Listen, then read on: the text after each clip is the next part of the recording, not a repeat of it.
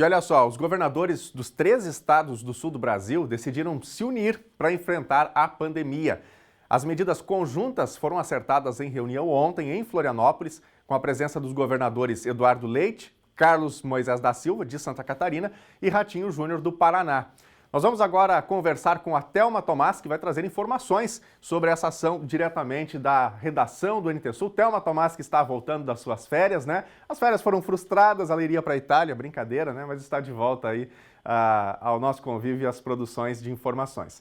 Thelma, bem-vinda. Pergunta, quais são as medidas aí que os governadores, portanto, vão adotar para combater a pandemia, né?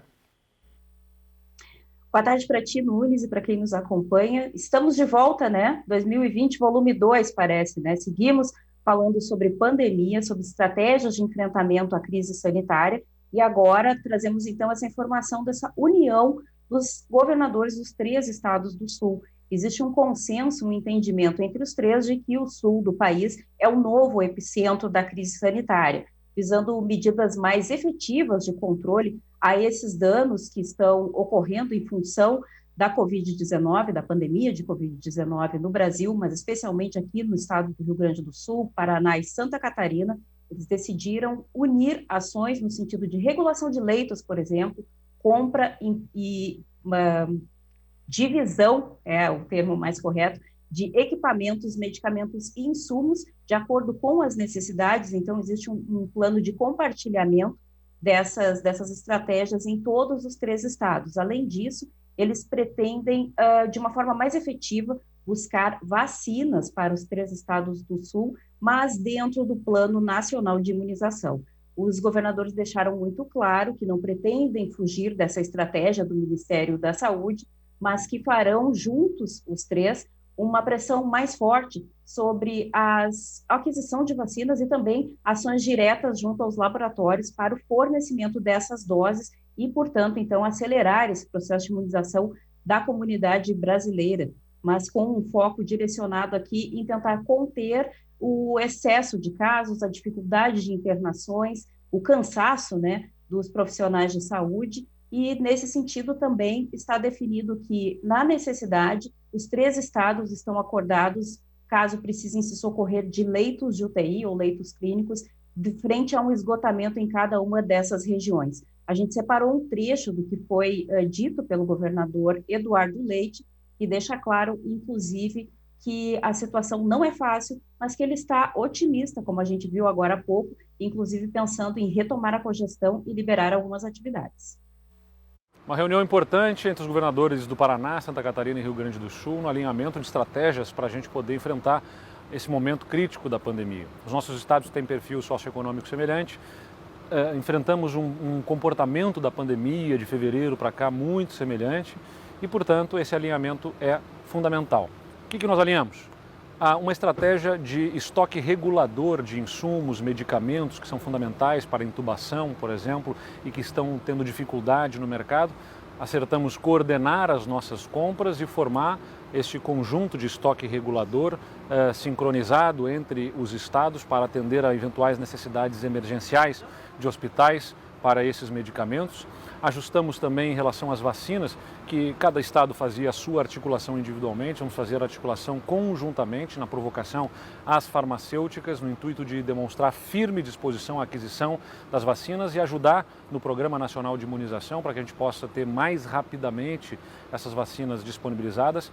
Também vamos integrar as nossas centrais de regulação hospitalar, para que eventualmente, em situações especialmente em regiões limítrofes entre os estados, mas não apenas, nós possamos também ter articulação para recebimento de pacientes e envio de pacientes mais rapidamente. Há uma guerra aqui entre cientistas e negacionistas, há nesse meio uma população que precisa ser protegida na sua saúde, na sua vida e também na sua capacidade de subsistência. É com esse olhar sensível, equilibrado, com bom senso, com firmeza, que o Estado atua para proteger todos os gaúchos.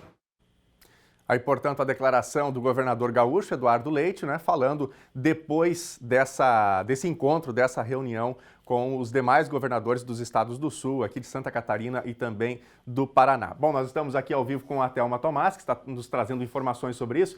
Thelma, você acha que o governador Eduardo Leite adota uma postura de quem quer concorrer realmente a presidência da República? Porque ele já havia falado, né, ou pelo menos se colocado à disposição aí para percorrer mais o país, né, depois de provocado por alguns colegas do centro, né, deputados, senadores. Como é que você percebe aí essa situação?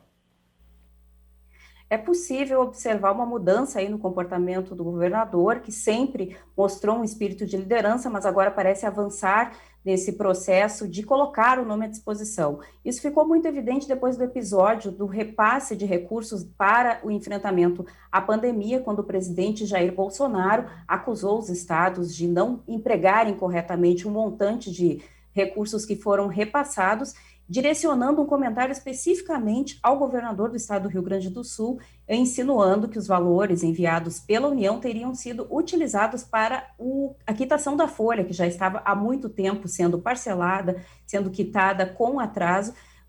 Bolsonaro deu a entender que os recursos, se hoje eram inexistentes ou escassos para o enfrentamento à pandemia, teriam sido empregados no pagamento da folha. Eduardo Leite reagiu fortemente, dizendo que o presidente muito fala e pouco governa. Além disso, mais recentemente, quando ocorreu essa troca que ainda não se efetivou no Ministério da Saúde, Eduardo Leite mais uma vez foi enfático e disse que não é possível um ministro conseguir conter ou administrar uma crise quando é permanentemente sabotado pelo presidente Jair Bolsonaro. Essas declarações de impacto já deixam claro que existe aí uma cisão, né, um enfrentamento entre o governo do estado do Rio Grande do Sul, na pessoa de Eduardo Leite, e o presidente Jair Bolsonaro, que também apresenta indicativos de concorrer à reeleição, né, Daniel?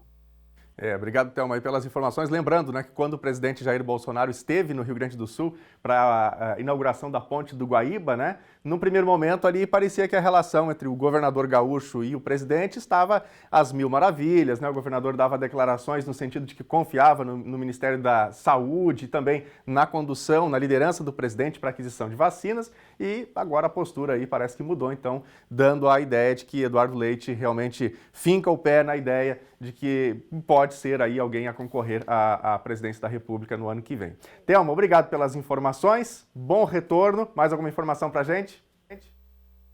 Nunes, uma informação importante, nessa reunião que aconteceu ontem, né, entre os três governadores, os dois ministros, o que está saindo e o que está assumindo, Marcelo Queiroga e Eduardo Pazuello, garantiram mais uma vez que existe aí um compromisso do governo federal de repassar aos estados 30 milhões de doses entre o final do mês de março e o início do mês de abril. Vamos torcer que essas expectativas aí, que essa promessa se cumpra.